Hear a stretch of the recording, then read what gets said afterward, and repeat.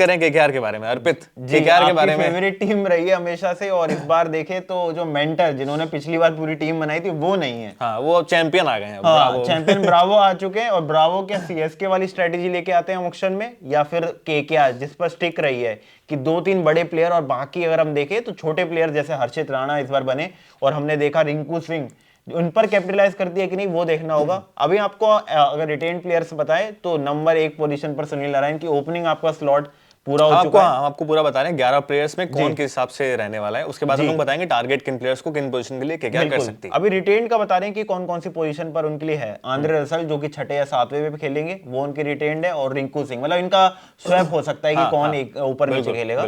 वरुण चक्रवर्ती, रमनदीप सिंह। अब ये रमनदीप सिंह को किस तरीके से यूज करते हैं, क्या प्लेइंग 11 में रखेंगे, इंपैक्ट प्लेयर रखते हैं, उस पर चर्चा हो सकती है। लेकिन रमनदीप सिंह पर इन्होंने ट्रस्ट किया है, जबकि बहुत ज्यादा इंपैक्ट नहीं डाला था पिछले ओवर सीरीज। मतलब उन्होंने एंड में आके बाउंड्रीज कैमियोज अच्छे निकाले थे, और अब इनको ये पता है कि T20 कॉल अप मिल गया है तो प्लेयर में पोटेंशियल जरूर होगा। तो मुझे लगता है कि उस वजह से रिटेंशन बहुत अच्छा उनका रहा है, क्योंकि 4 करोड़ में रमनदीप आपको मिल रहे हैं, इंडियन ऑलराउंडर, बहुत अच्छी बात है मेरे हिसाब से तो जी। और लास्ट जो है Harshit Rana, pick of the player थे पिछली बार। फ्लाइंग केस और बहुत सारे ड्रामाज इनके वजह से फेमस थे, लेकिन मोस्टली इकोनॉमिकल रहे। और मैं कहूंगा कि मिचेल स्टार्क से ज्यादा पूरा लीग में देखें हर्षित राणा का, नो डाउट। और वरुण चक्रवर्ती तो ये कंसिस्टेंट परफॉर्मर रहे हैं केकेआर के लिए।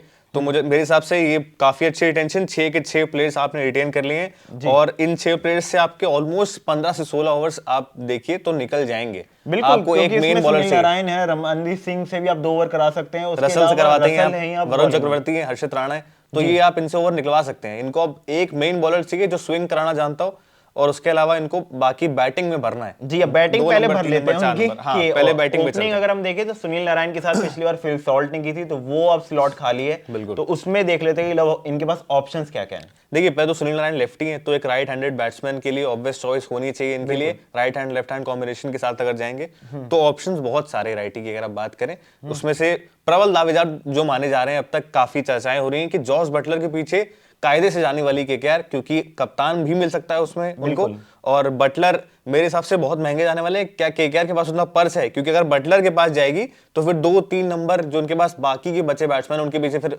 राहुल त्रिपाठी और इन सब के पीछे जाना पड़ेगा। मुझे लगता है उनके लिए प्लेयर, अगर हम बटलर की बात कर रहे हैं तो वो प्रायोरिटी नहीं रहेंगे, बैकअप हो सकते हैं कि उनको नहीं मिलता है तो फिर बटलर के पीछे जाएंगे, क्योंकि पर्स जिनके पास ज्यादा है मेरे हिसाब से तो अर्पित और बीबी के। मुझे लगता है बटलर के बाद इनका बैकअप चालू होगा, जहां पे आप इनकी तरफ देखेंगे गुरबाज भी बहुत ज्यादा महंगे, तो बटलर बराबर तो नहीं जाएंगे गुरबाज के पीछे जा सकते हैं, बेस्टो के पीछे, बेस्टो बहुत महंगे नहीं जाने वाले, क्योंकि आईपीएल में एसआरएच की तरफ से मुझे एक इंपैक्टफुल नॉक याद है, लास्ट ईयर पीबीकेएस की तरफ से एक पारी आई थी, वो भी मतलब सेंचुरी आई थी, बट एक पारी आप 14-15 मैचेस में अगर आप एक पारी खेलें तो वो भी बहुत। और सीएसके ने जिसको रिटेन नहीं किया वो है कॉनवे, उनके पीछे जा सकते हैं क्योंकि चैंपियन बनाया था सीएसके। हाँ बिल्कुल, कॉनवे के पीछे जा सकते हैं, बट फिर वही लेफ्ट हैंड कॉम्बिनेशन हो जाएगा। बट ट्रेविस हेड और अभिषेक शर्मा भी तो उतरते ही हैं, तो फिर हो सकता है कि ये चीज दिमाग में रहे।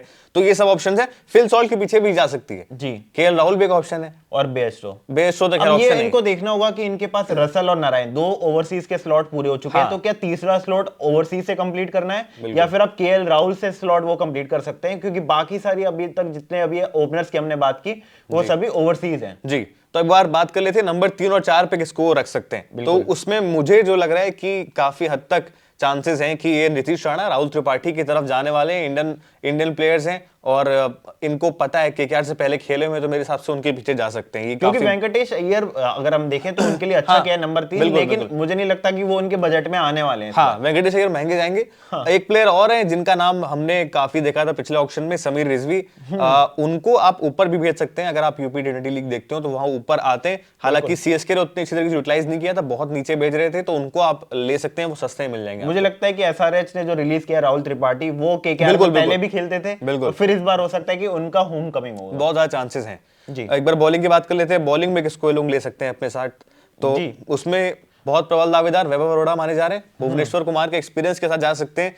उसके अलावा मुझे कोई बहुत ज्यादा चांसेस किसी और के नहीं नजर आ रहे हैं। अगर आप स्टार्टिंग की बात मुझे लगता है कि अगर बात कर रहे हैं हम तो मोहम्मद शमी भी हो सकते हैं, और अगर ये दोनों बहुत ज्यादा अगर इनका बिडिंग जाता है, क्योंकि इनका पर्स केकेआर का बहुत ज्यादा नहीं है, तो फिर ये मुकेश चौधरी या फिर वैभव अरोड़ा जो पिछली बार अच्छा परफॉर्म किया, तो तुषार देशपांडे ये जा सकते हैं। बहुत महंगा ये मेरे हिसाब से बॉलिंग की साइड इसलिए नहीं जाएंगे क्योंकि इनकी बॉलिंग ऑलमोस्ट कवर्ड है, तो इनको एक बॉलर अगर ठीक ठाक मिल जाता है, इंडियन या ओवरसीज कोई भी ठीक ठाक बजट में, तो ये बैट्समैन पे ही खर्चा करना और चाहिए। हर्षित राणा राइटी है तो लेफ्टी मिचेल स्टार्क जैसा अर्शदीप सिंह हो सकते हैं। हाँ, तो वही 11वें प्लेयर की अगर बात करें तो फाइनल मुझे लगता है बहुत ज्यादा चांसेस अर्शदीप सिंह के हैं। अगर नहीं मिलते हैं तो ट्रेंट बोल्ट या आप थोड़ा अजीब बॉलर अगर चाहें अपने साथ तो जिनका नाम अब तक नहीं आ रहा, नुमान तुषारा भी ले सकती है केकेआर, क्योंकि या मतलब फिर वो चीज आपको अगर बहुत ही ज्यादा ऊपर हाइट से बॉल करवानी है तो स्पेंसर जॉनसन तो मतलब वो बहुत अच्छे हैं और केकेआर की एक फ्रेंचाइजी खेलते भी हैं वो, तो वो जरूर एक स्पेंसर जॉनसन ऑप्शन हो सकते हैं। तो एक बार सेकंड टीम की तरफ चलते हैं, केकेआर के लिए हो गया। केकेआर का आप कमेंट सेक्शन में बता सकते हैं कि आपको कौन सा लग रहा है कि ऑक्शन स्ट्रेटेजी में क्या रख सकते हैं, तो वो हमें कमेंट में जरूर बताएं, फिर हम दूसरी टीम की बात करते हैं। जी।